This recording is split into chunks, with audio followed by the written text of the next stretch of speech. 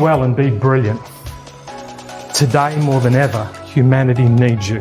I don't know what to say. I actually am lost for words. You don't have a right to not be vulnerable and authentic. Your number one currency in life is to have an impact on someone else. Like, you have blown me away to the other side of the world, and I don't know how I'm going to get back. Because if you lead with your humanity, you elevate theirs. I am so grateful that the universe connected me with you, because this has been a game changer for me. If you lead a doubt-filled life, you'll lead a bound-up life. Live a doubtless life and you'll lead a boundless life. This has just been the most extraordinary experience of my entire life. Leadership is in the form of your brand, and in today's brand, it's your vulnerability, your ability to be authentic, your ability to be seen. Because you're just a game changer. I've just never met anyone like you. Your ability, as I say, to live your eulogy, not wait for someone to mourn you after you've gone.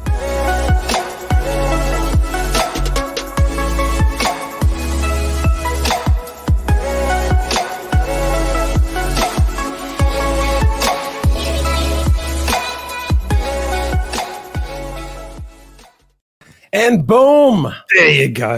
It's my favorite bit of the week. The boom. We can say goodbye now. Live. Yeah, I love that. I love that too. I'm not gonna lie. Welcome to the live experience. The live experience with Stephen DeSede. My name is Peter Clark, Red TV, and let me introduce you to the man of the hour. Here's Stephen DeSede from Sydney, Australia. How are you today, sir?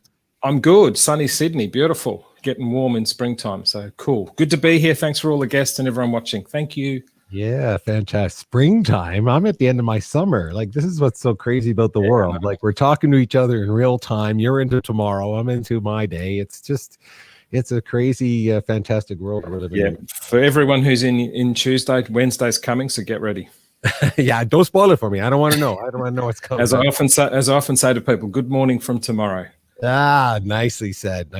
So anyway, we just love doing this. Obviously, we're connecting with all the world, including today. We have somebody who's done a very similar thing, stayed up or got up very, very early. So we're going into another time zone, which is always fun with these shows, is that we're able to kind of go around the world and bring people together. So thank you. South Africa, then Holland, then India.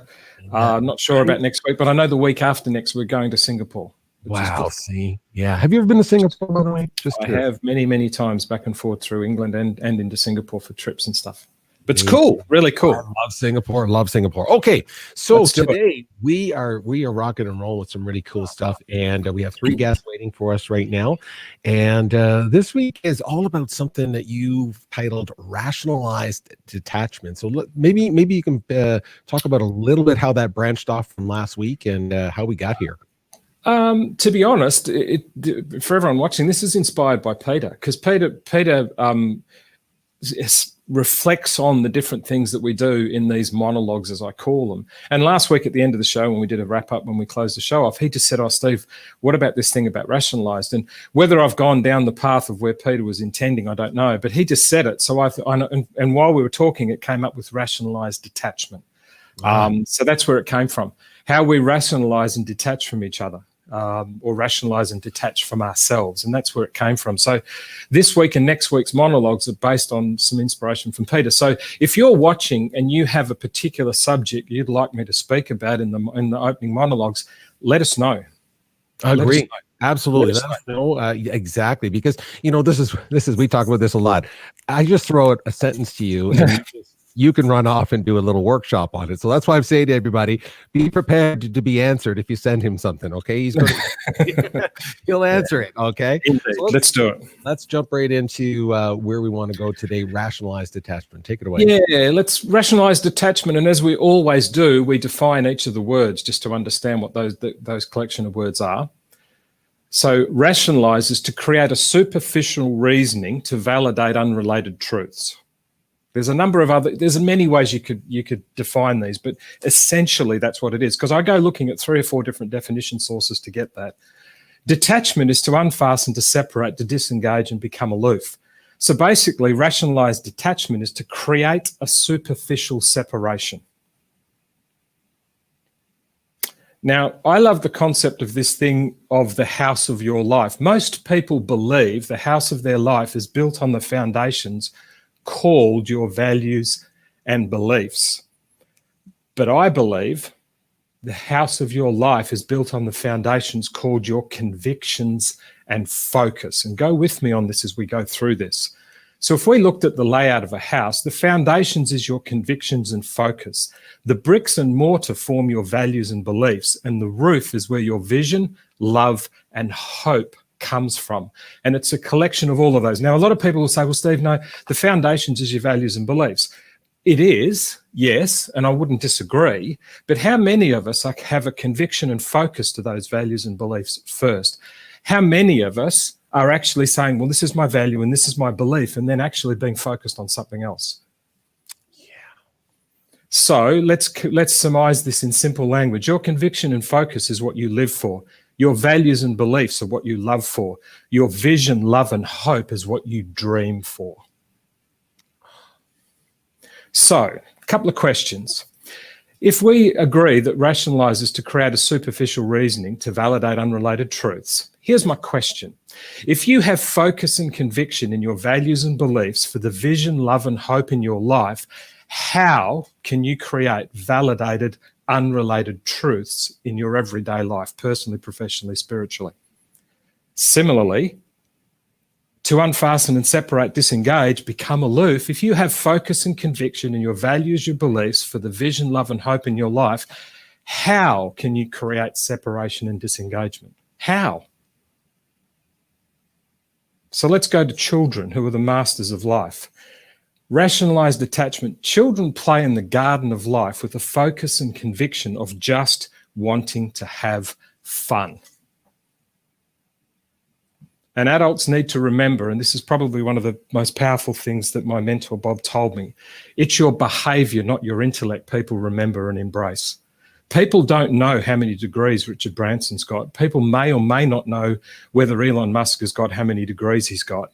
A lot of these types of people I'm mentioning, we know that they're dropouts because they keep going back to commemorative speeches. But everyone, think of the most influential, the most admired, those people in your life that you go to in terms of the sort of bedrocks and anchors of what you believe to be true and what you admire in someone. Is it their behavior or is it their intellect that you remember and embrace? And all of us as adults need to remember that, because children are focused on behavior, not intellect. So, if you detach from what you believe in and value, those two things, and that detachment of those two things is the biggest influencer on your behavior. And we just mentioned that it's your behavior that is the influence and engagement and the thing that people remember. So if you're going to detach from what you believe and value in, don't be surprised if your behavior influences the way other people, guess what, rationalize and detach from you. So we're going to do these on all of the monologues going forward, what I call the Sede takeouts. How cool is that cup, Pete? 3 questions, everyone. What is your go-to focus each day? And I'd be grateful for those watching, wherever you're watching this, to actually put it in the comments. What is your go-to focus each day? Number 1. Number 2, what is your number 1 conviction each day? And then number 3, and here's the kicker, are they aligned and matching each day? Because if you can't master your focus and conviction, it doesn't matter how well you tell the world, this is my value, this is my belief, if you don't have focus and conviction and practice it every single day. So for those watching, I'd love to know, what is your focus each day? What is your conviction in each day? And have the courage to write in the comments yes or no as to whether they're aligned. Pete?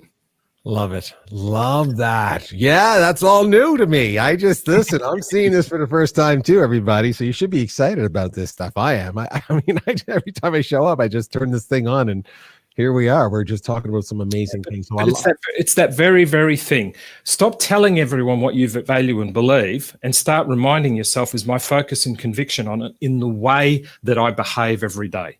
Because how many of us know people who will sprout out about their values and their beliefs, and then their behavior is a complete opposite, but they wear the T-shirt of life going, look at me, look at my values and look at my beliefs, and then their conduct is anything but that.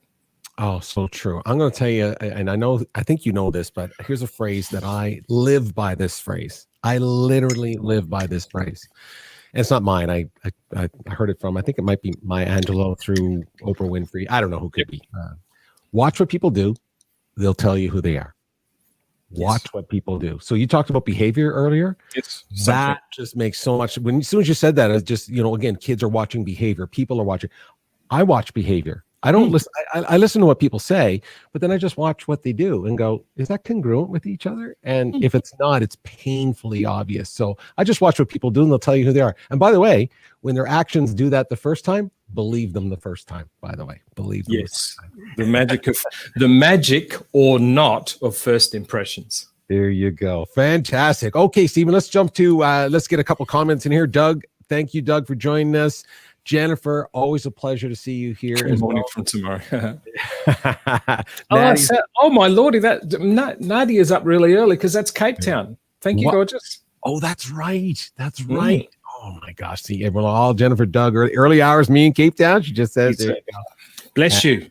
Focus is making a positive difference in people's lives. Absolutely, Doug. So appreciate that. Okay, so we need to jump right into this. We have 3 people waiting to join us here, Stephen. Let me just see who could be ready right now. I got to go to the guy that just got up so early, very similar to Cape Town. Yes. Let's go to Delhi because Ashwini, he told me, he said, just call me AB. I love that. AB. I love that. I got it. I'll write that down. I've got AB. We'll put him down in the corner. AB. Amen, AB. I love Ashwini, so it's Ashwini, but he's joining. We'll go with AB. Let's see if we got a good connection here today. Ashwini, how are you? I'm doing good. How are you doing? Hi, good morning, Stephen. Good morning, my friend. How you doing? He looks like a rock star. He looks like he's not a Bollywood. He's an actor. He's like an actor. I swear to God. I was like, I know this guy. Like, he looks like fantastic. Awesome. I love it. You're looking great. Thank you so very much for the beautiful comments in the morning hours from you and specifically Stephen. Right? It's really nice hearing you and watching you, Stephen, live. Oh, fantastic. I'll leave you with Stephen. You go ahead and jump into your question. What are we chatting about? And I haven't read your question. I don't know what it is, so go for it, because I prefer to do it live. I posted a question. Well, there is not a question. It is just a thought, Stephen, which I would like to ask you. Yep. In the context wherein I am sitting in a uninvited, unwanted sabbatical with a paddle boat in a sea and trying to find out a shore. So the thought here is, which can be related with the question is, was there any time, Stephen, in your life, wantedly or unwantedly, willingly or unwillingly, where you felt, Stephen, that you had failed? And if it had been so, how did you bounce back, and how did you embrace the risk taking? That's a simple thought which is running in my mind. So I just thought to put it across to you as a thought, vis-a-vis as a question. So that's my submission, Stephen, to you. Okay. To your question, was there ever a time? I've spoken of it quite a few times, and I won't necessarily speak of. I won't speak of the content. I'm happy to. I was very sick. I went to England from Australia, went to London, took me 9 months to get a job. 3 years later, I was running a consultancy. 2 years after that, I was running a property consultancy. Went from owning no houses in Australia to owning 8 houses, flying into Monaco, doing all this fancy stuff. My marriage became a commercial partnership that got flooded with money in the period of about 2 or 3 years. And all of a sudden, the commercial partnership ruptured. And I forgot that telling your wife you loved her was as simple as a sandwich on a blanket in a picnic, as opposed to taking her for coffee and buying her a £5,000 ring. So the end result is my relationship suffered. Shortly after that, I separated. Shortly after that, I tried to commit suicide. Shortly after that, I went for financial bankruptcy. Shortly after that, I was sitting back in Perth, no money, no house, no car, no nothing, thinking I was a failure. That's very quickly my story. So I went from being in Perth as a sales guy to being a multimillionaire with properties and traveling first class all over the world, to then being so stupid I couldn't even kill myself. One would think if you drank a bottle of gin, put the roof down on your car and took a drive at 150 k's, tore the car in half, you'd die. But I put my seatbelt on, which was my stupid thing that I did in such a stupid situation. So here's my point. What I did, so that's the content very quickly, and I say that respectfully. And by the way, for the ladies watching, it takes 2 hands to clap to destroy a marriage, and I can assure you I contributed successfully to that. So I don't want anyone to think that my ex-wife was responsible. I took ownership of the fact that I said I do and I didn't, and I accept that every single day. But taking the helicopter up, which is going to help where you are, AB, the very first thing that I did was I outsourced my position, my permission. I constantly was seeking someone else's opinion about what I was doing or what I was planning. Most people's lack of failure and lack of success, or their feeling of being in the doldrums, comes from their permission to be who they are as being outsourced. Their opinion determines what they're going to do and what they're going to plan. And when you're outsourced and your doing and planning is external to you, I can guarantee you're going to be so afraid you're going to fail. Very high level. If you are feeling that you're in a situation of the doldrums, if you're feeling in a situation of I don't know what to do, I guarantee you've outsourced the permission of what should I do next. I guarantee you're trying to get other people to tell you what you should do and what you should plan. And I guarantee by outsourcing doing and planning, you've created fear, which guarantees failure. Absolutely guarantees it. So this is what I did. What I did is I started walking down the beach. I'll go into some detail. I came back to Perth, my fancy BMW dropping off with Emirates and first class travel back to Perth. I landed back in Perth. No one was at the airport to pick me up, because when you're the youngest in a family and you go off and become a multimillionaire, there's a lot of resentment. So I landed up in Perth and I was sitting at the airport and I went off to somewhere to stay. I had no car, no house, no money. And I went from having all of these options in life to all of a sudden just sitting. So what I did, I started listening to as much stuff as I possibly could. I started walking down the beach, holding my phone, listening to YouTube about self-esteem. And along the way, I found people like Brian Tracy, who I'd never heard of before, Brendan Bouchard, who I'd never heard of before. And I started listening to their opinion on how to fail and then succeed. I'm not sure where we... Am I still with you, Peter? Yes, we're all good.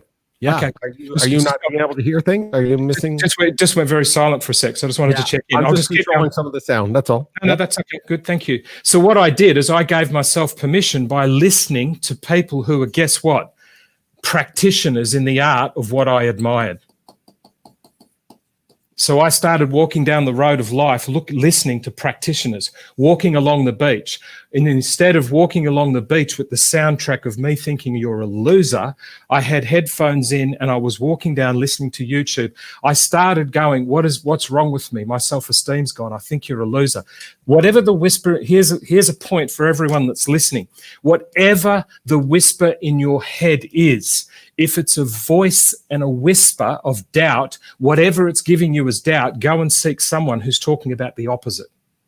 So my self-esteem and the whisper in my voice was saying, what a loser, what a loser, what a loser. You are so dumb, you lost all your money. You are so dumb, you couldn't even kill yourself. So what did I do? I went listening to practitioners in the art of how did they go from failure to success? And I invested in that every single day. And what happened is my fear became me jumping on their coattails. I started doing whatever they told me to do. I started making videos. I wouldn't show anyone because I was too afraid, And for those that have joined the Soul Shifter Collective, you'll start seeing the group that we've just opened up. You will start seeing the contents, most of which was made in 2012 and no one's ever seen. Because I thought that little whisper, I can make it, but I can't tell anyone. So don't think that just because you're listening to practitioners who are going to tell you how to go from failure to success, that all of a sudden you're going to be that person going, put in your details and I'll tell you how to get this fancy beach behind me, because it doesn't work that way. So what I did was I listened to people who were practitioners of the opposite to what my doubt was. So whatever the words and whatever the message that's coming into your head, my best recommendation for you is go and seek the practical practitioner's advice of the direct opposite. You're a loser, I kept telling myself. So I went listening to winners. You can't do this, I kept telling myself. Then going and associating with people who weren't particularly great either. So I started listening to people who had gone from failure to success. I read up about people who tried to commit suicide and then actually succeeded in life. And then what I did, I listened to what do you do? These are the 3 things you should do. And I did them. And guess what? I never showed anyone, but I did them and I did them and I did them. And in 2020, I get on calls like this and people ask me things on the spot, and instantaneously a decade of me listening, failing and succeeding on their coattails enables me to answer your question on the spot at lightning speed. Why? Because for 10 years, this is all I did. So my best advice to you, AB, is welcome to the Sede land. Number 1, listen to people who are practitioners of the direct opposite of you thinking that I'm in a boat with no sails. I'm as Tony Robbins often says, most people get into the Niagara syndrome. They jump in a canoe and they start paddling along the stream. And they're going pretty well because they're cruising down the stream and they feel really good until they work out they come around a corner and they're now on the approach to Niagara Falls and they can't get off. I got in the boat and went in the opposite direction.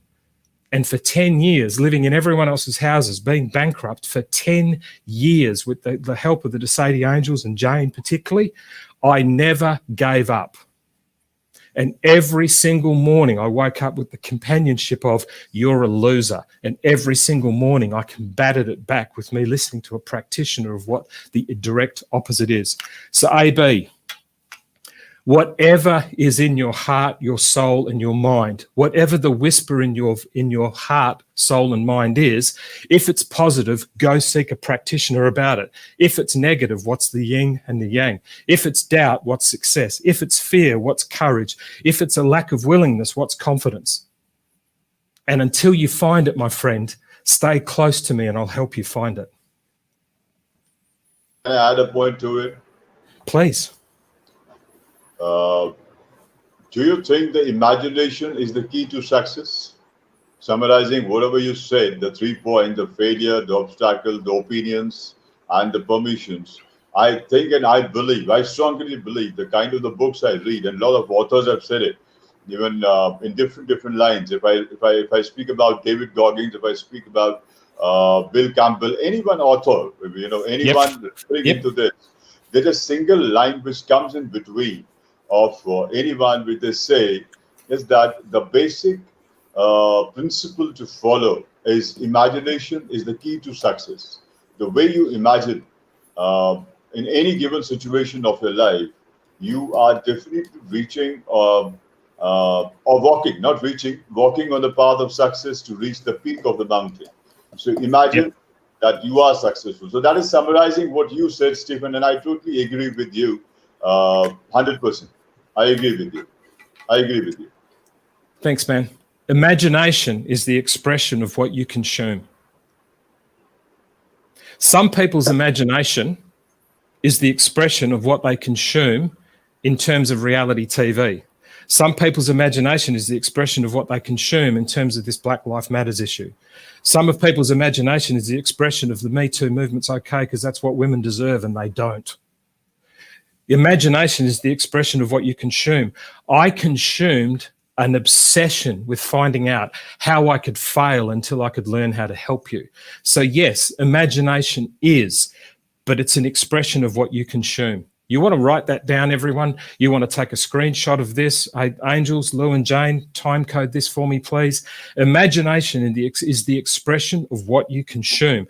Most people, and here we go back to my opening slides, most people's imagination is on the values and beliefs that I'm a really nice person, and then they walk down the street and look at another man's wife. Some people's imagination, when I was setting up the studio, the guys accidentally gave me 2 heads to the tripods. Ironically, I actually need the second head, but I never paid for it, so I gave it back. And you can't believe my disappointment when the guys in the store all stood around and goes, no one ever brings stuff back. Well, I didn't pay for it. It's the right thing to do. What you consume, AB, will fuel the expression of your imagination. And most people's imagination is determined by what they last watched, listened to, whose permission, what opinion. And so most people's imagination is the ceiling of someone else's doubt. Pete? Oh, that's man, oh man. AB, I hope you got, I know you got that. I know you got that. And I hope you screenshot that. If you didn't, we got it for you. So AB, thank you for your questions. Stick around in the green room. Don't leave us because we're going to come back to you. Okay. So if you can stick around, have another. Yes, please, AB. We appreciate that if you can. We super appreciate that. Wow. That was awesome, my friend.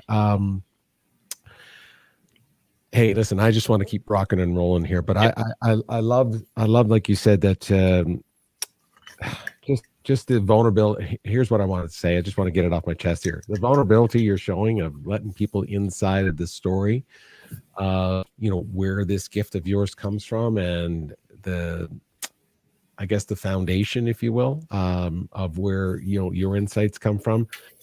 Absolutely spectacular. So I appreciate you always being open enough to share that. 2 seconds, because I know Pete wants us to move on. Everyone, those soul shifters who went into the Soul Shifter Collective, the new group we opened up yesterday, you saw a video from me welcoming you in, and me saying quite clearly what I do, and the ability of me being able to do this on the spot. I had no idea what AB was going to ask me. Is a gift. It's a flat out gift. So my gift to the gift that I've been given from where I believe it's come from is to give it away at scale, en masse, and get the angels and Peter to help me to do it. But here's the thing. Don't for an instant think that you don't have a gift, because you do. The difference between many people's gift and mine is I gave up everything for a decade, living on other people's floors, never going out, doing nothing else except learning how I could get past failure to help you. Because number one, let's do this really quick. What is your gift? Number 2, what is your responsibility to your gift? And number 3, how are you going to create your gift as a present to every single person who comes near you?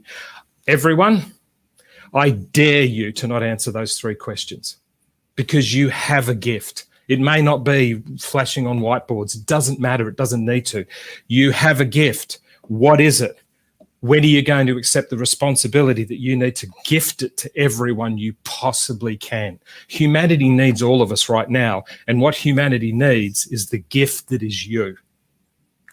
Pete? Oh, I love that. And it ties back into what you were just talking about at the end of the slides there about, what is your go-to focus every day? Yes. The idea of waking up every day. Am I thinking about my gift, or am I thinking about just trying to pay my bills? Am I trying to change the world? Am I trying to bring impact to people, or am I just trying to get through the day? That's like you said, stay focused on your gift, because we need that from everybody right now. So, all right, listen, let's jump to our next guest right now. Hey, I think I'm going to go to his words, not mine. His words, not mine. Nowhere, USA. Where is Nowhere, USA? What time zone is that? I know. I don't know what the time zone is on that. Anyway, we're going to go to Michael. There he is. Hey, Michael. guys. How are you? Doing well. How are you guys doing? Great. Well, explain the Nowhere and tell me where you are now, and then where you're really from, and then we'll. Okay. So I am literally in the middle of nowhere, Arkansas. So the reason I'm here is because I got caught here because of COVID, and there was a personal emergency to get my kids and all those things, and courts shut down. So now I've been trapped here since March, and I'm probably stuck here until next March. During this process, it's been the biggest gift in my whole life. It has become the biggest blessing. And the reason I say that is I lost my jobs, lost my income, lost everything. And that's fine. I've done that many times and I always bounce back. But what I've done with this time is find myself. And for me, that's a first, right? I've never valued myself. I always had self-worth issues. And now I'm finally putting the work in to find that. And I really love the path I'm on. So my question has evolved since I originally filled out that questionnaire, because of the journey that I'm on. None of us have seen it, Mike, so go for it. Okay, so I am a true empath. I've always been an empath. I lead with my heart no matter what I do. I put my passion, my heart, everything into it. Yep. What I've realized is for me to truly use that gift, right, to help others and to help myself as well, to get where I need to be able to help others, I need to rely on my intuition first to guide my empathic abilities. And I haven't done that my whole life. So the question is, how do I shift that to be able to let my intuition guide my empath side? What is your intuition telling you to do? I always want to see the best in everybody, right? So I always give everybody the benefit of the doubt, and I usually put myself in a position that I can either get hurt, I can get whatever it is, I can end up putting myself in a bad situation. Now, when I'm objective about it, just to give a little clarity, and it's not involving me, my intuition can guide anybody else to see what they need to see. Yep. And my empath will do that for others. But when it's me, my emotions get involved, my heart gets involved, I start feeling guilty for somebody else, whatever it might be. And I'm always trying to save others before saving myself. Yep. In a way. Your net worth gets involved. Yes. Your net worth gets involved. Your outcome is going to be based on yours and theirs. And immediately, your net worth associated to them is 100%. Mm-hmm. Your net worth associated with you is the past, failures, second guessing. Mm-hmm. And some of this stuff happens subliminally. You're not doing it on purpose. Goes back to my earlier point to AB. I was doing that. How could I, and park that for a second, how could I possibly go from being so successful, walked into England without any experience, any qualifications, and absolutely killed it because I had this mantra. So number one, what is your mantra? My mantra was, I'm really good with people and there's 64 million here. How could I possibly fail? That's what I walked into England as. 35, no project management skill, but I wanted to do it. No IT skill, but I wanted to do it. No security clearance, and I had to have it. I had nothing. And for 9 months, they laughed me out of every interview, but I knew I was good with people, and I kept at it and kept at it and kept at it. What is your mantra, Michael? Because at the moment, your mantra is basically determined by the past associations of your ego, convincing your instinct and your intuition you're not good enough, but your ego over here doesn't exist. So it's easy for you to be in love with someone else. And the outcome when you explain it is always based on them. So what's the mantra of what you want to do? And if you give me a cliche, I'm going to come to Nowhere USA and tell you that's not good enough. What is your mantra? I want to impact one person a day. I want to be able to help at least one person a day and create a ripple effect to make the world a better place. How? My companies range from either evolving the education system globally. No. I didn't ask you to tell me. When I said how, I didn't ask you to list me off the shopping list in the IKEA manual of what's in the box. I've just bought an IKEA product, so I didn't read, for the ladies out there, I didn't read the manual because boys don't read manuals. We've talked about this. You want to help people. How? Helicopter really high in terms of your mantra. How was I going to get a job in England? I'm really good with people. What's that got to do with project management qualification? What's that got to do with experience? I don't know. I'm just good with people. And every single place I'm going to walk into, I'm going to have an impact. And it worked. You're going to help people. How? By helping really them high level. By helping them see their best selves. Well, how are you going to do that if you can't do it in you? That's been the issue. I love you to bits, dude. You come across as a robust guy who wants to call it as it is. I'm not being unkind, but if you want their best self, how are you going to do that for you if you can't do it for you? So what's your mantra? Because your mantra is your best self. Currently, my man, we're having a conversation and I should be over here. And I'll stand here because we're having a conversation about your life determined by everyone else. I want you to have a conversation here because once you master this, this becomes easy because you have to do it like this. And if you're early doors into the Sede land, Michael, but if you noticed, everything I do is inclusive of everyone, me and them. I don't operate out of here, which is what most people do. Let me coach you about how you can be really good at living, and and may not necessarily be leading with how they're doing it. So one of the things at the moment, I want people to be at their best self. Yes, I understand you can do that, but if you're zeroing out on this, it's going to get to a situation where your intuition now feels like you're being false. How often do you feel like you're being false, my man? I doubt myself constantly. I question myself all the time. I second guess myself. So the when real answer is when you're helping them? No, when I'm helping them, not at all. But after the fact, or when I go back to myself, right? I guess the mantra is to be my best self. I want to be my best self daily. Good. How are we going to do that? And everyone listen. By the way, everyone who's watching this, either live or later, what I'm asking Michael is applicable to 98% of people in the population, even me. And don't kid yourself that you've got it mastered, because no one has. Just because I can do this really fast doesn't mean I've mastered it. What's the next thing you want to do? It's my daily practices that I'm now implementing based on the people that I'm working with that have succeeded at this. Okay. Like you said the last one. No. Sorry. Daily practices based on you, not them, my friend. You've got to hear this. You've got to hear your language. Your positivity of the association of being, hang on, I'll stand here. Your positivity, thank you, Peter. Your positivity, this over here on this part of the screen is you talking about everyone else. But as soon as you get over here, oops, Peter's gone. But as soon as you get right over here on the screen, you've disappeared. Because all of a sudden, you don't have you at the center of your ability. Your mantra will determine the outcome for people. And at the moment, the reason that you're struggling, and AB is a little bit the same, and a lot of us are, I was, and still to this day, what is it that you're doing for them is great, but what are you doing for yourself? So down here, you said practices. And as soon as I said what practices, guess what you did? You went over here and answered. What practices are you doing for you? This is a hard thing to do on a short session like this, by the way. What practice? So you want to be your best self. Good. The way to be, so let's say your best self is to lose 10 pounds. First thing you need to do is start walking, exercising, eating better, for example. If I asked you what did you want to do about your physical health, you'd probably tell me about Laura or Jenny or Kenny or Katie or whoever it might be, and you'd explain to me what they should be doing. But I'm going, what are you doing, dude? Michael, the reason you're struggling is your mantra is currently outsourced to everyone else, and you doubt yourself because you haven't stopped long enough to work out if you've got the ability to be planted because of COVID where you are, homeschooling your own kids, lost your job, all that stuff, your energy, and I shouldn't be talking to you with this level of robustness.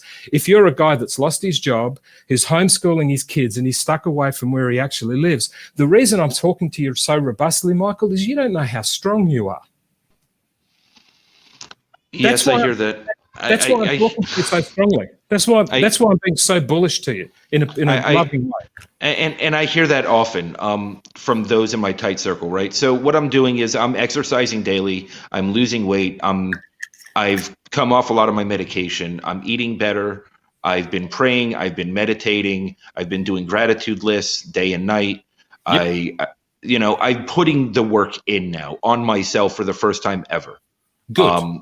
And I finally am starting to say I love myself, which I've never said in my life. Well, mate, hang around Soul Shifters. What Michelle and Kimberly and all of the people inside of Soul Shifters will do, it's astonishing what's going to happen. Jennifer, all of them. It's amazing. Larry, all of them. Let's watch Larry's video about what he did in the supermarket in terms of his soul shots. It was amazing. So the second thing you need to do. Why are my pens playing up today? The second thing you need to do, and I can do more on this separately, give yourself credit. I guarantee you're someone who doesn't give yourself credit very well. By the way, it's a human being thing these days. Most people don't give themselves credit. So guess what? They go running out looking for likes, shares, and comments because that's where I'm going to get my credit from. Give yourself credit for what you're doing. So if you did go and do some good exercise, you did do some meditation, you did do some reading, you did do some good stuff with the kids. And don't worry if the kids have joined you because that happened last week as well. Give yourself credit for it, Michael. Your number one job in building your mantra, because we're not going. I could give you a mantra right now, but that's going to be false. Your number one mantra is based on 3 things. So this is how you build a mantra. Number 1, give yourself credit. What does that mean? Gratitude. Be grateful for everything you've got, including the little ones that have come in. Number 1, give yourself recognition of everything you're doing. There's a difference between gratitude and recognition. Number 3, for building a mantra. Number 3, notice what other people around you that you love, the experience that they have because of the credit you give yourself and how grateful you are to what you have, the recognition of the efforts that you make, and then notice people's experience of Michael being Michael. Do you have any idea how proud of you I am for coming on this call and being this open to me, being this full on a live environment in front of you? If you want to build your mantra, credit and gratitude, recognition and effort, notice the experience of those 2 things on others, and that'll be the first step towards your mantra. Okay. That's okay. That's mind blowing. Yeah. Lou from the Sede Angels, Lou, can you, or Jane, sorry, the awareness, my awareness director, Jane, can you time code this at 4038? We literally need to cut this section out. No transcript, Jane, and just send it to Michael. He needs to. Don't worry about all the transcriptions and everything, Jane. Literally cut this out, export it, handbrake it, and send it to Michael. We can talk about it later. Peter. Fantastic. And Michael, listen, my hat's off to you, my friend. The fact that you can't, you've been disrupted to where you live, you're homeschooling your children, you're an empath. And let me tell you something, my friend, just so you know, over the last 4 to 5 years, I had to come to terms with that for myself. I struggled with it my whole life, always wondering why I couldn't sleep at night, worrying about the things that I thought was crazy to me. But it was because I care so much about other things, and it just showed up in my life. And you really do have to come to terms with being an empath. And you know what? It's really tough for us guys. And I don't mean to say that in a sexist way to anybody. I'm just telling you, guys, we're not cool with that. We just don't go around talking to each other and talking about that we're feeling empathetic and we're feeling compassion and all these things. So, hey, I really relate to what your story was. Go ahead there, Stephen. Sorry. Your homework assignment, amongst many things, and Jane from the Angels will get that video across to you. Notice you every day. The other thing I want you to do is, as another homework assignment, Michael, I don't know if you go walking or whatever you do, and if you've got time away from the family, but just that private time, pick up your phone, go for a walk, put on the voice recorder, and have a conversation. Hey, Steve, I just wanted to talk to you, and then just speak. You don't have to send it to me. Then I want you to listen to how often you are constantly talking about noticing everyone else except you. And you know what, mate? The fact that you're actually a single dad doing what you're doing, I just think is amazing. But I want you to go for a walk, and everyone out listening to this can do this as well because it's an amazing exercise. Go for a walk with the phone on and go, hey, Steve, I just wanted to have a chat and I just wanted to shoot the breeze with you and talk. And make out you're talking to me so that you'll just flow and express, and then listen to it back. And I can assure you it'll be one of the most stunning exercises you've ever done in your life. Pete. Oh, Michael. Hey, let me hold on. Sorry, I'm just going to get you the microphone. Go ahead. I will definitely work on that. Also, I don't get a break, right? I'm a single dad of 3, 1,200 miles from anyone. So it's me 24/7 for all 3 of them.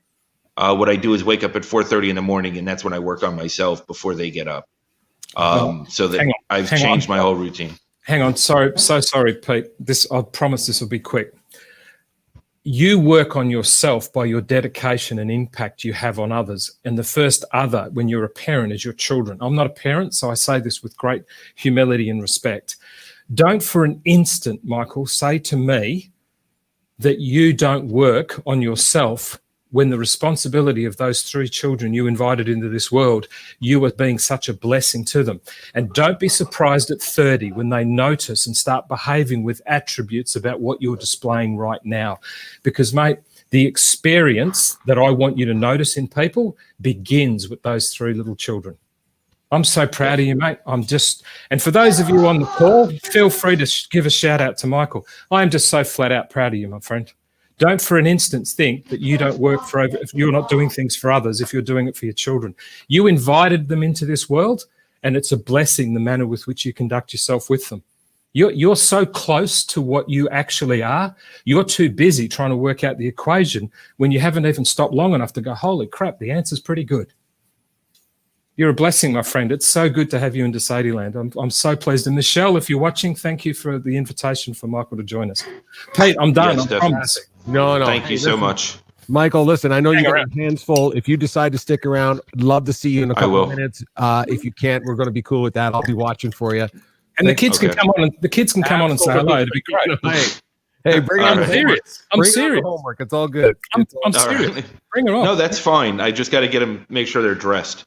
They, they're kids, right? They're 10, 8, and 3. So you do what you want to do. But last week from Holland, the lady's daughter got up at 3 a.m. and sat on her lap for the whole time. So if you want the kids to come in, go for it. Peter, over to you. Sorry. No, it's fantastic. Thank you, Michael. We'll be back with you in a second.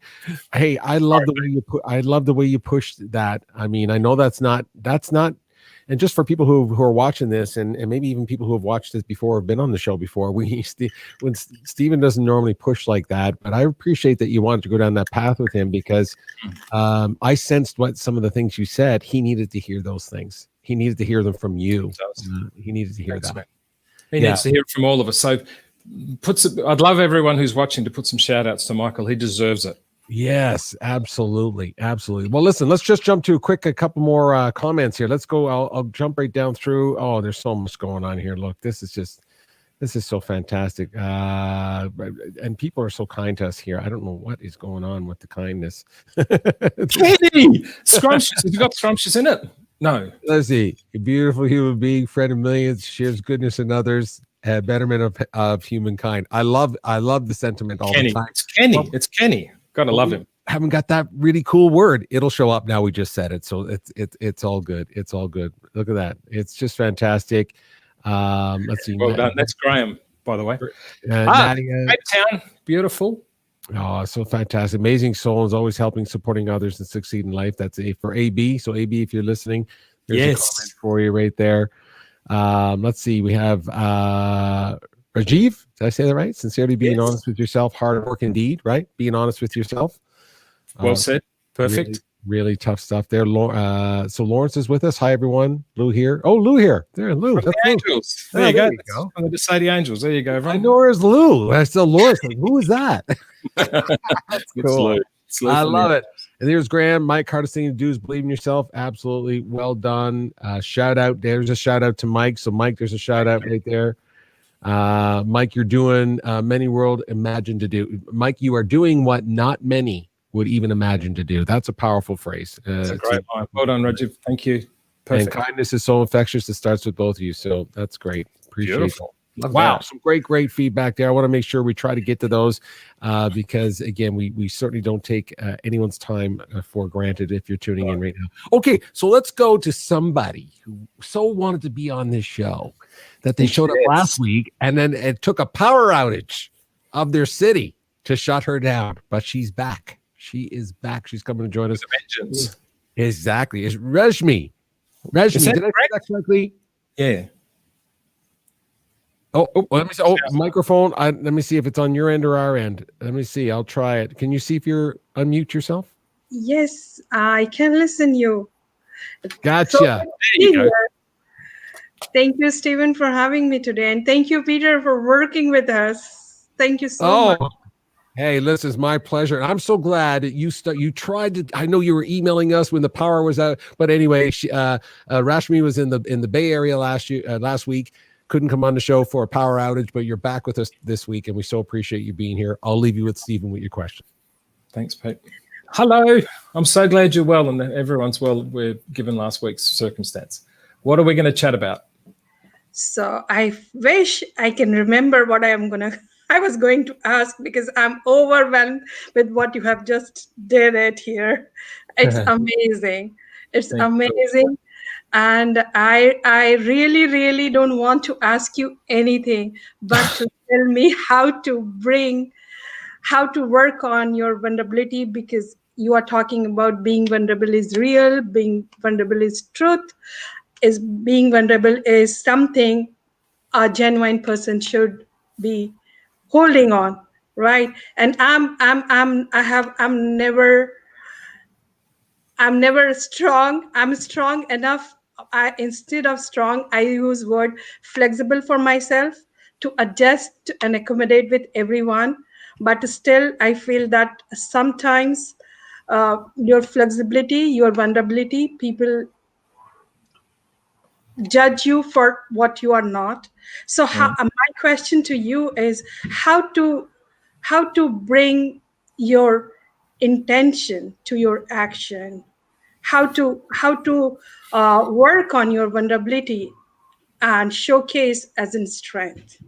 I don't want to be a strong, but I want to be flexible, strong enough to overcome anything, whatever life throws to me. Okay. For those who know me, I always spell vulnerability wrong, so I'm just going to say V. I always spell it wrong, but anyway, we're doing V, and the angels are laughing now, especially Jane, because she checks everything. So vulnerability for me comes in 3 forms: 1, 2, and 3. 3 forms always. The very first thing to create vulnerability in yourself is to be honest with yourself. Just be really, really honest with yourself. The second thing about vulnerability is, what are you focused on? Most people compliment my vulnerability. Peter made mention of it earlier, which I thank him and others for. I'm just really, really honest with myself. It took a long time. Boy, did it take a long time. I was so dishonest with myself, I took a car for a ride with the roof off one day. And it wasn't by accident, it was intentional. So the first thing with vulnerability is to be honest with yourself. And the best way to be honest with yourself is tell your ego to go watch a movie and leave me alone. The second thing you need to do, and the easiest way to do that, is, what are you focusing on? What is your commitment? What is your focus on? Not just your values and beliefs, but what are you focused and committed to? And I'm not downplaying the value of values and beliefs. Please don't think that. But so many people are going, there's my values, there's my belief, it's sitting in the closet. There's my gym gear, it's sitting in the closet. There's my diet drink, it's sitting in the closet. For us guys, and maybe the girls are in this way mindful, there's my protein shake, it's sitting in the closet. So I'm going to get healthy. Where's the beer? Where's the nuts? Where's the hamburger? Where's the Uber Eats? But I've got my values and beliefs in the form of my training gear is hanging in the closet, and all of that really good food that's in the fruit and vegetables is there, but I'm currently eating pizza. A lot of people treat their values and beliefs like their gym gear hanging behind the door that they never touch. So number one thing to on your vulnerability is be honest with yourself.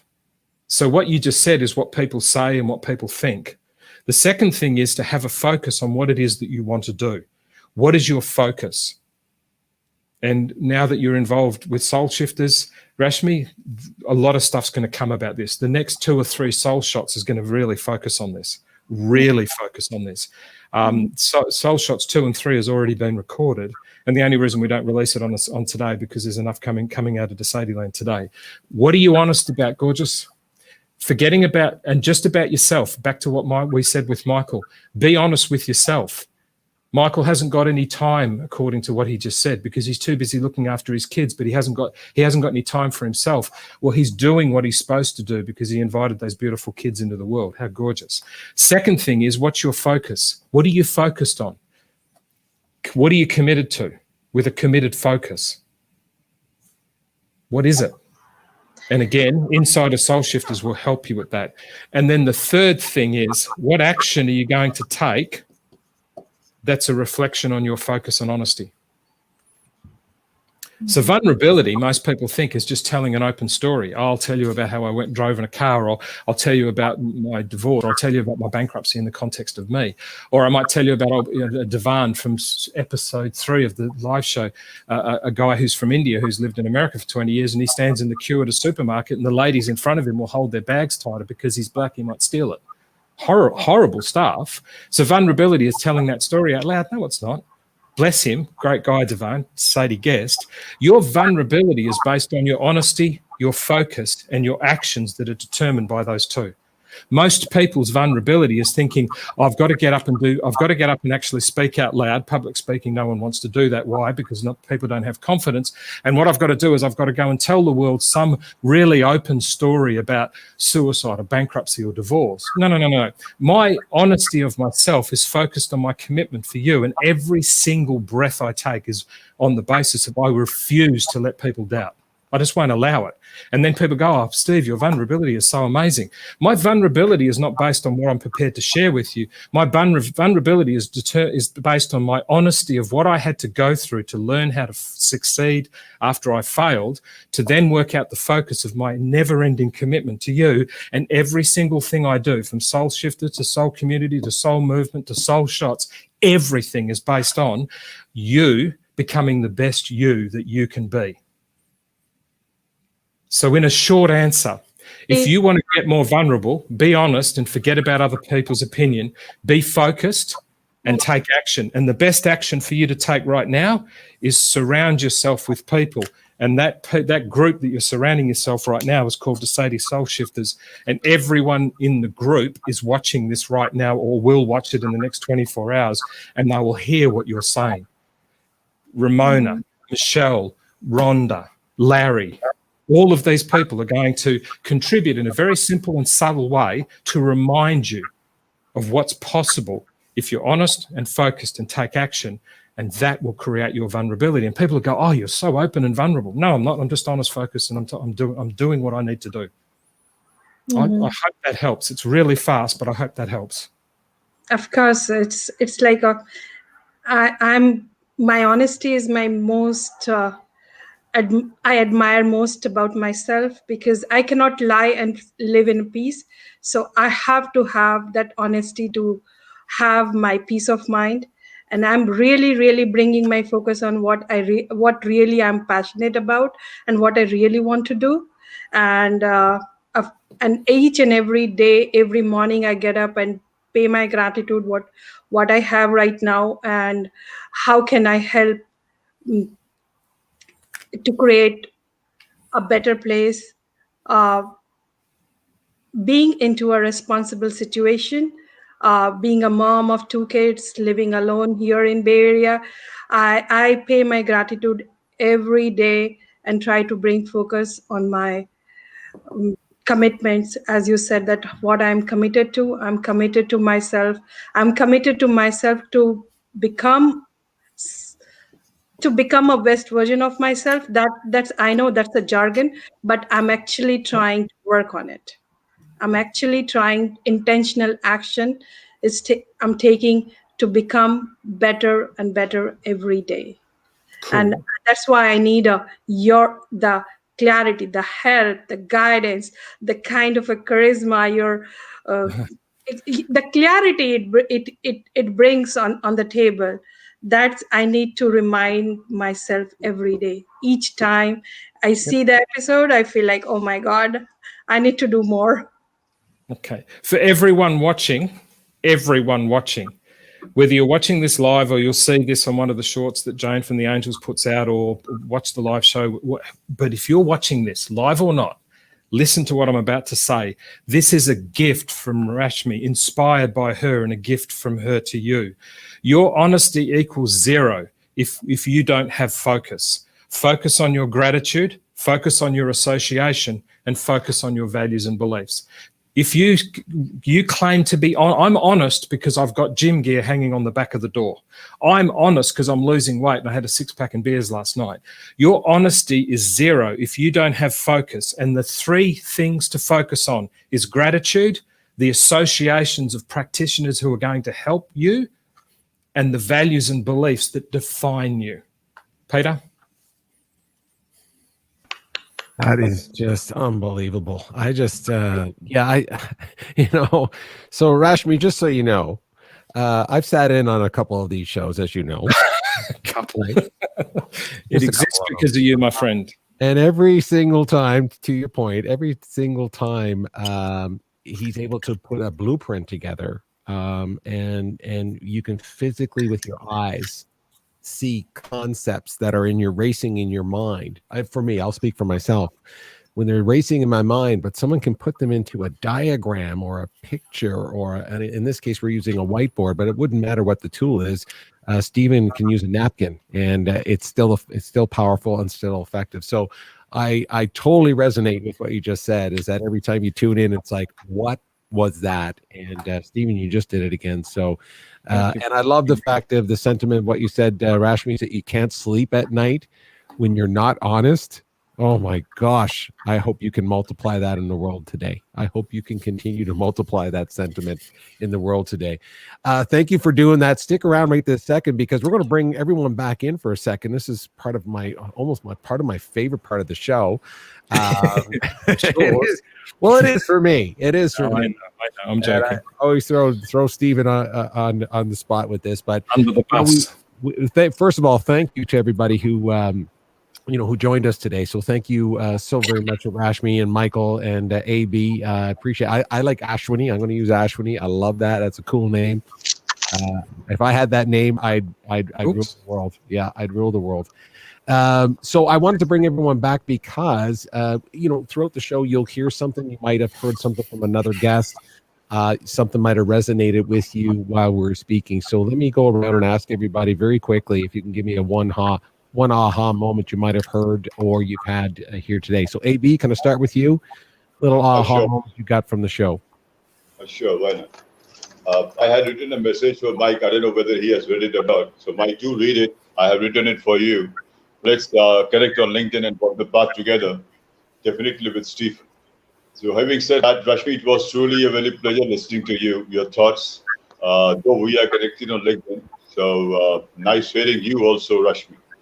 Thank you, everyone, for this beautiful opportunity. And I'm really honored and blissful to have Stephen in the morning hours of India and having his thoughts.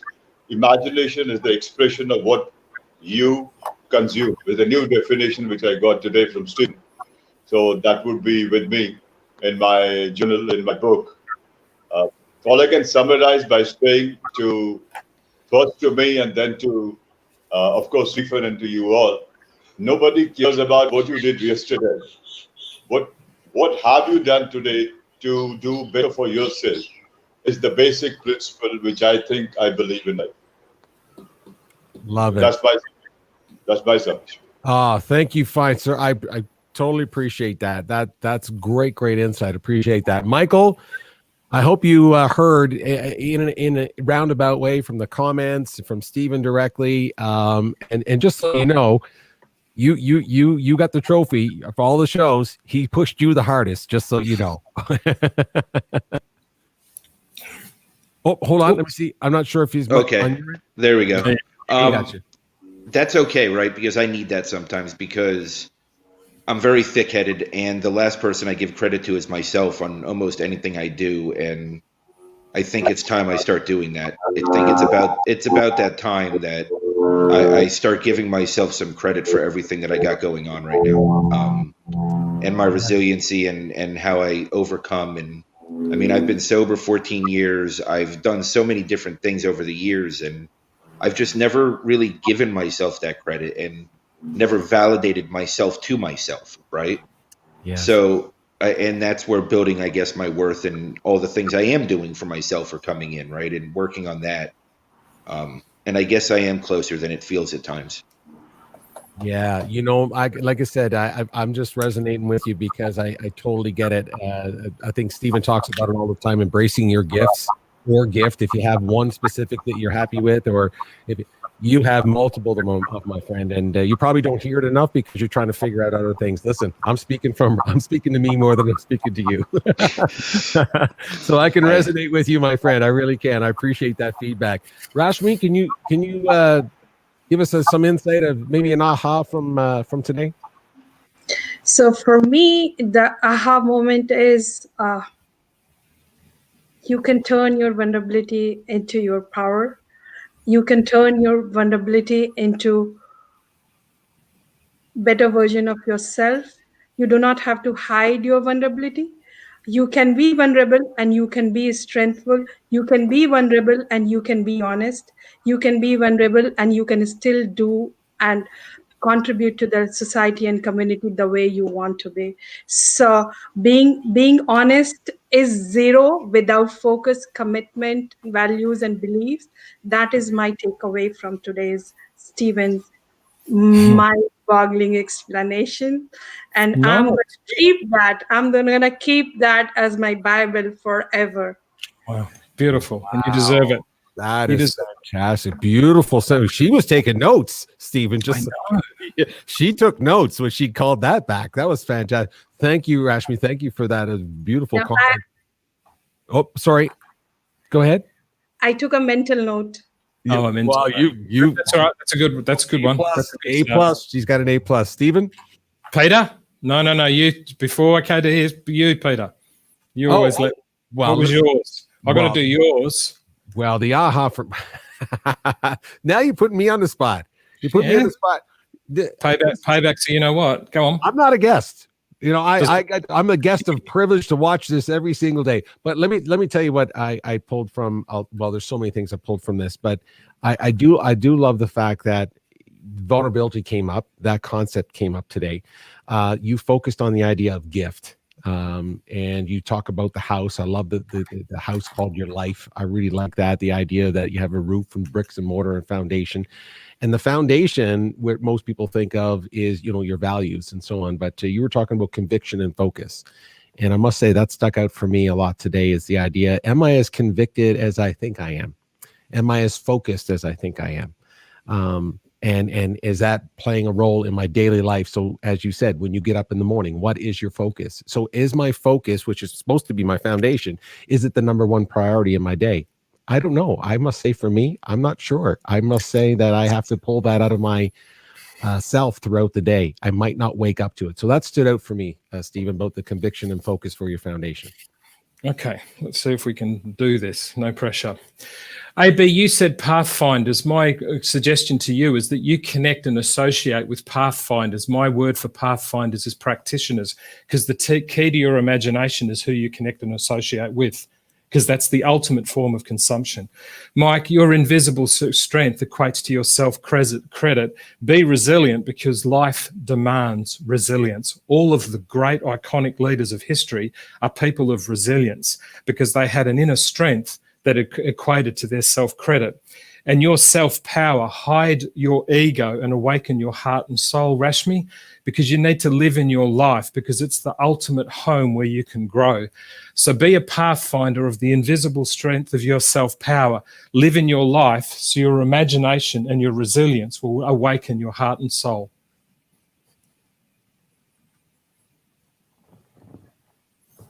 That's what I heard. That's not what I heard. But you hear this stuff and you put it all together for us. That was incredible. Let me zoom in on that again, everybody. Listen, I hope everyone is as dumbfounded as sometimes I feel watching this unfold. Steve, if it was practiced and you did it and you sent it to me in advance last week, I wouldn't be as, I'm overwhelmed when you put those ideas together. But everyone watching, be a pathfinder to the inner strength of your self-power and live in your life. The keys to your imagination is the resilience you need to call, because life's calling it from you. And if you do that, you will awaken your heart and soul. Everyone, find a path to the inner strength of your self-power and live in it. Wow, that is brilliant. That is brilliant. Brilliant. Stephen, I don't listen. Thank you for that. First of all, my guests, I just want to thank each and every one of you. My guests. Did you hear what I just said? What was I thinking? My guests. They're not my guests. They are our guests, and we so appreciate you guys being here. And AB, thanks for getting up so early, my fine friend. All the way over in India, in Delhi, taking up that time zone at 5 a.m. Rock and roll. I appreciate that. We appreciate that very much. Just before they go, just so to our three guests today, the Soul Shifters Collective you've now entered into. Lou will make sure you're inside there. There's a whole pile of stuff that'll keep coming. Every single thing all of us are doing is we're going to leave a footprint on the soul of humanity, and I need your help. Absolutely. Thanks, everyone. Well said. Thank you so much, everybody, for joining us. Stephen, wow, what do I say to that? I mean, every time I see you do those things, I'm so glad that I get a chance to download these things and look at it. Because while I'm here, kind of doing this with you, you're busy. I'm thinking of other things, and we're a little bit distracted with pulling this all together. But man, sometimes I'm just sitting here leaning in and going, oh yeah, I'm supposed to participate now, because I'm so enthralled with what you're talking about, my friend. So it's working. That. And let me just jump to, if we can here, Stephen, we got some comments here from, let's see who else is here. Just the camera, big screen. Hello, Gabe. Hello, guys. It's someone made from scratch broadcast. Hey, hello. Made from scratch broadcast. That's good. Thank you so much. Appreciate that. Appreciate that. Oh, Nadia. Look at Nadia throwing in the producer adds value too. He does. I appreciate that. That was super kind. Well said, Nadia. Super, super kind. And so we, again, from all the people that have tuned in on a regular basis and have supported what you've been putting out on LinkedIn as well, I highly recommend everybody who has been on the show or has connected with Stephen, certainly the people that have joined us today as well, reach out to each other. Make sure we build that community. Again, Stephen, talk to us a little bit about the goal of soul shifting and the platforms that you have. I think we should leave people with that, because I've seen what you've been doing this week, and it's building into something fantastic. Yeah, I'm really pleased you've done that, Peter, because and Jane, can you time code this at 1:10, because we want to cut this out as a message to all of those people that have been tagging me in, whether it's Facebook, particularly LinkedIn, and who haven't necessarily got the type of response and the timely and the depth of response from me. Please forgive me, because what I've been doing with the Angels is setting up awareness and engagement and systems and structures to everything. As you've probably noticed, the show's gone from me just dressed casually to being a little bit more formal. Next week, there'll be even more things on it. So for number one, for all of those who may be tagging me and not receiving things back, please don't think I'm ignoring you or I've got disinterested. We're very focused on what we're doing. We have created the Soul Shifter community, which is a platform for everyone where no one gets left behind. So it's a group where anyone who's booked on the show, who comes on the show, goes into it, and there's a whole pile of content that goes in there from me. Above that, in time, will become the Soul Shifter community, and that will be something that you can invest in at $1 a day to actually get all of the types of content that I can train you on. Because most people think that to Steve's this inspiring guy, there's a whole set of structure that will come in terms of the community.